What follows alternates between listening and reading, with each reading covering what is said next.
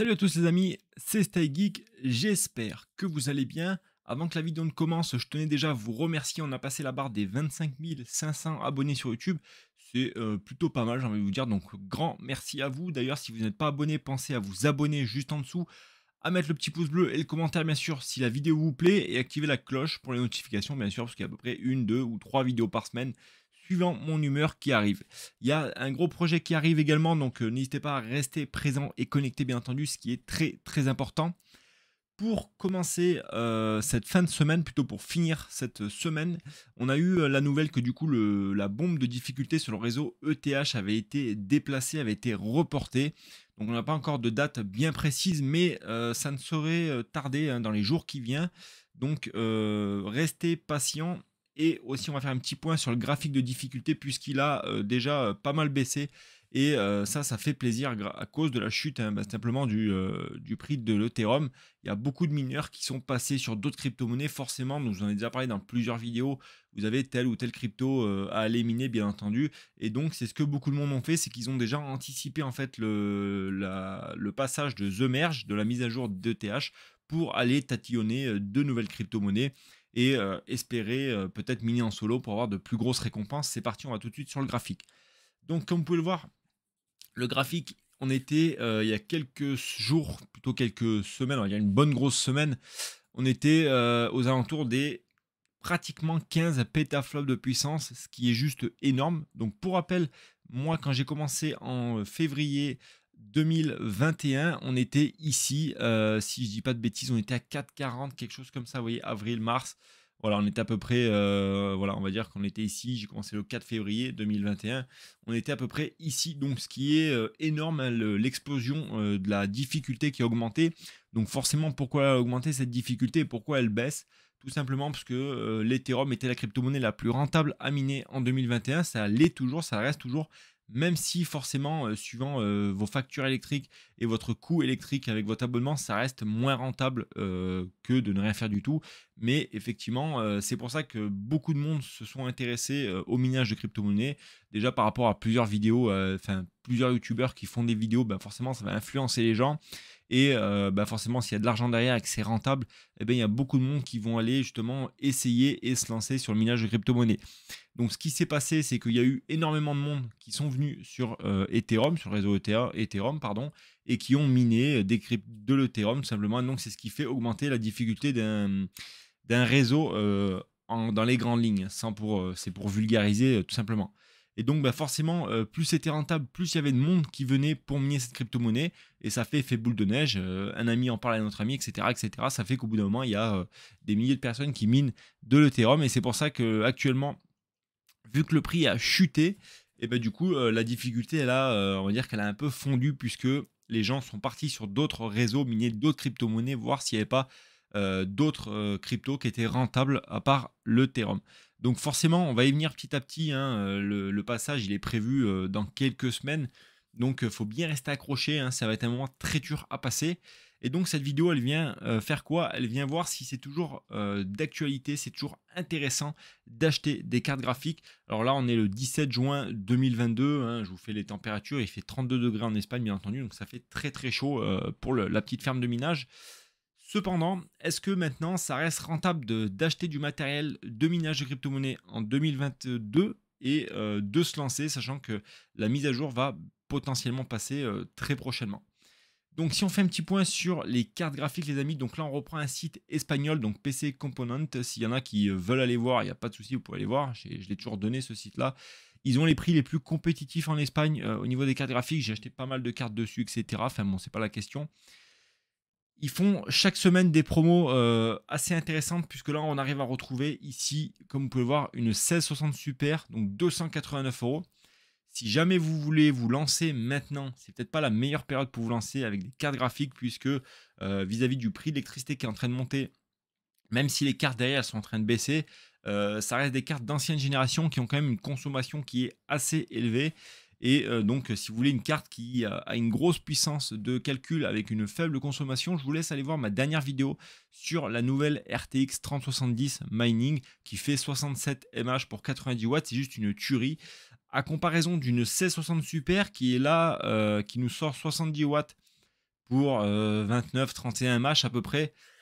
Ça reste élevé en termes de consommation puisque avec la 3070 mining, on a quasiment 2 fois, enfin on a 2 fois la puissance de calcul pour même pas une fois et demie la consommation, donc c'est juste dingue. Donc voilà. Après, ça reste toujours intéressant les cartes graphiques, même s'il faut prendre ça avec des pincettes puisque à l'heure d'aujourd'hui, les prix sont en train de bouger à la baisse, mais violemment, puisqu'il y a quelques mois, on retrouvait des 1660 Super qui étaient plutôt aux alentours des 450-500 euros. Forcément, ce qui influe sur le prix, c'est la baisse déjà de l'Ethereum. Donc, beaucoup de gens arrêtent d'acheter des cartes graphiques puisqu'ils ne trouvent ça plus rentable du tout. Donc, forcément, le marché de l'occasion commence à être inondé par des rigs, par des cartes d'occasion, etc. Et donc, forcément, en neuf, ça se vend moins bien. Donc, qu'est-ce qu'ils vont, pour contrebalancer ça, ils vont simplement baisser les prix des cartes graphiques en neuf, puisqu'il y a beaucoup moins de personnes qui s'intéressent, il y a beaucoup moins de demandes, puisqu'il y a beaucoup de mineurs qui arrêtent de miner la crypto-monnaie. D'ailleurs, il y en a pas mal parmi vous aussi qui arrêtent, ce qui est dommage, mais chacun ses choix. Donc, on continue. Vous voyez, on a les 1660 Super, comme je vous le disais, à 289 euros. On a de la 3060 qui sort 50 mAh, 435 euros. On en a même à 419 euros. On a de la 3080, bon, c'est reste des cartes qui sont LHR mais qui ont été débridées, donc qui sont intéressantes sur pas mal d'algorithmes. On a également de la 3070 Ti, de la 3080 Ti, etc. qui à l'heure d'aujourd'hui arrivent avec des prix ultra compétitifs sur le marché, même si ça reste encore élevé par rapport par rapport à il y a un an et demi, on avait des prix qui étaient beaucoup plus bas forcément. Et cette vidéo, elle est là pourquoi? C'est aussi pour vous rappeler que parmi les cartes graphiques, enfin parmi le matériel qu'on peut utiliser pour miner les crypto-monnaies, il n'y a pas que les cartes graphiques qui sont intéressantes. Donc je vous ai déjà parlé dans plusieurs vidéos des Jasminer, des ASIC, etc. Mais du coup, pourquoi ces machines-là sont intéressantes à l'heure d'aujourd'hui pour miner la crypto-monnaie? Tout simplement, puisque à l'heure d'aujourd'hui, là, on va y aller tout à l'heure sur le site, juste pour vous montrer, faire une petite comparaison. Maintenant, on a un Jasminer pour 520 mAh sans overclock qui consomme 240 watts pour 520 mAh, sans overclock bien entendu, ce qui est totalement dérisoire puisque mensuellement on arrive à sortir 250-300 euros à l'heure d'aujourd'hui pour 20-25 euros d'électricité avec le tarif que je paye moi actuellement en Espagne. À comparaison d'un rig actuellement, vous sortez à peu près pour 520 mAh, donc la même puissance, hein, vous allez avoir le même gain, donc 250-300 euros par mois. Mais et avec le rig, simplement, vous allez payer dans les 130-140 euros d'électricité mensuelle, ce qui est juste énorme. Et donc, je vous montre à quoi ressemble un Jasminer, les amis, pour ceux qui n'ont pas suivi toutes les vidéos. Donc, le Jasminer, c'est ça, c'est une toute petite boîte très fine. Donc, c'est un emplacement serveur, hein, donc c'est du 1U, ça veut dire elle prend l'emplacement de une unité. Donc ça fait, je crois que ça fait 55 cm par 45 par 4. Et du coup, dedans, vous avez des puces qui ont été créées par la société Jingle Mining qui vont être dédiées uniquement à faire du minage de crypto-monnaies. Et donc ça, c'est intéressant puisque avec leurs propres puces, ils ont réussi à contenir la consommation. C'est juste dingue. Donc avec ces machines-là, vous allez avoir une consommation de 240 watts, hein, plus ou moins 10%. Donc allez, on est à 240 ou 270 watts par exemple. Ce qui fait que vous avez une machine qui est ultra rentable, entre guillemets, puisque vous allez avoir une facture d'électricité qui va être en baisse. Si vous ne payez pas l'électricité, tant pis, vous n'avez pas besoin de regarder ces machines-là. Mais il y en a beaucoup parmi vous qui payent leur facture d'électricité plein tarif. Et justement, ça peut être une bonne alternative. Vendre vos machines, même si vous vendez vos rigs un peu à perte, vous allez pouvoir compenser avec ces machines-là. Donc certes, vous me direz que ça fait que 5 gigas et bien sûr, on ne peut pas miner de l'Ethereum indéfiniment, mais le passage avec la mise à jour de The Merge est prévu d'ici quelques semaines, donc on n'aura peut-être même pas le temps de couper la machine sur le réseau ETH, qu'il y aura déjà la mise à jour et donc on sera obligé pardon, de passer sur le réseau ETC ou d'autres crypto-monnaies si vous menez avec des cartes graphiques.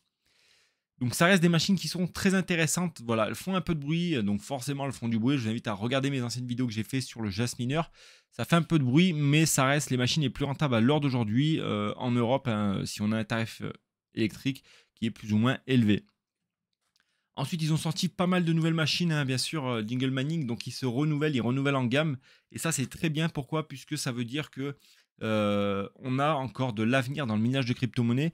Ça veut dire quoi? Ça veut dire que si les gros constructeurs, les gros fabricants lancent des nouvelles machines de minage, il n'y a pas que Jingle Mining, il y en a beaucoup d'autres. Vous avez des machines à Bitcoin, vous avez des machines à KDA, vous avez des machines à Dogecoin, enfin n'importe quelle crypto-monnaie à l'heure d'aujourd'hui quasiment qui est minable.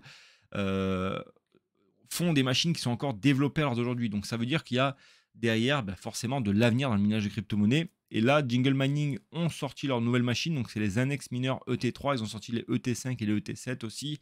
Et donc, qu'est-ce qui va changer avec ces machines-là? Donc déjà, on va avoir un format qui va être beaucoup plus espacé, beaucoup plus aéré dedans. On a un format carré au lieu d'avoir un format plat et rectangle, ce qui va permettre de mettre des plus gros ventilateurs que dans le Jasminer. On a 4 ou 5 petits ventilateurs comme ça, tout petits, donc ça fait un bruit juste énorme. Là, dans cette machine-là, on va retrouver 2 ventilateurs 3000 tours minute. C'est juste pas mal. Ça évite d'avoir, vous voyez que la machine fait moins de 60 décibels, donc c'est totalement jouable dans un appartement. Bon, pas dans votre chambre, parce que forcément ça fait un peu de bruit, mais dans un appartement, dans une arrière-cuisine ou un truc. Je sais pas, après c'est libre à vous de le mettre où vous voulez, bien entendu. Mais du coup, pour en revenir à notre annexe mineur, donc ils renouvellent leur gamme de miners pour l'Ethereum et l'Ethereum classique. Donc là, on a un mineur qui fait maintenant 6 Go de mémoire. Ça veut dire que vous allez pouvoir rester sur le réseau Ethereum. S'il y a la mise à jour qui est repoussée, admettons septembre, octobre, novembre, je dis peut-être des conneries, mais voilà, vous allez pouvoir continuer à miner de l'Ethereum avec cette machine-là. C'est juste dingue. Donc pour les caractéristiques, elle fait 300 mAh pour 220 watts, plus ou moins 5%. Donc on est sur une machine qui est quand même plus efficiente qu'une carte graphique. Hein. Elle reste chère, certes, mais voilà, quand on voit la consommation qui est maintenue, ça reste tout à fait intéressant. D'ailleurs, il y a bientôt une vidéo qui va arriver avec cette petite boîte-là. J'ai hâte de vous la présenter en tout cas parce que ça va être juste une petite dinguerie. Donc forcément, ils ont sorti encore pas mal d'autres machines. Hein, comme vous voyez sur les Annex Miners, on a l'Annex Miner ET5. Donc lui, pour le coup, c'est plutôt un ASIC dédié vraiment au minage d'Ethereum, Ethereum classique et les autres crypto-monnaies qui sont sur l'algorithme ETH. Mais en tout cas, c'est une grosse bête, les amis. Donc forcément, là, qui dit ASIC, dit énormément de bruit. Vous avez 4 ventilateurs. Là, comme on peut le voir, c'est des ventilateurs qui font 3000 tours, pardon. Vous en avez 4. On a un bruit qui est plus ou moins à 80 décibels, ce qui est quand même pas mal énorme. Si vous mettez ça dans votre cuisine ou votre chambre, je vous garantis que vous n'allez pas dormir de la nuit. Donc là, pour les caractéristiques, on est à 1200 mAh et 760 watts. Donc ça reste une belle machine, ça reste une bonne grosse brique, comme j'aime l'appeler. Mais voilà, ça veut dire qu'il y a encore de l'avenir. Et si des constructeurs comme ça continuent à faire des machines pour l'Ethereum classique, c'est que forcément derrière, ça va être la crypto qui va être, je pense, à mon sens, la plus rentable après ETH. Et pour finir, dans les annexes mineurs, on a le dernier annexe ET7 qui est sorti, hein, les amis. Ça, c'est vraiment c'est la grosse bête du moment. Il n'y en a pas beaucoup, je pense, qui l'ont vu. Mais voilà, ça, c'est vraiment quelque chose que j'aimerais bien acheter pour tester. Puisque là, on est sur une annexe ET7. Vous avez 6000 mAh pour, je ne sais plus la consommation, voilà, 4500 watts. C'est juste dingue. Ça me fait penser un peu aux caisses.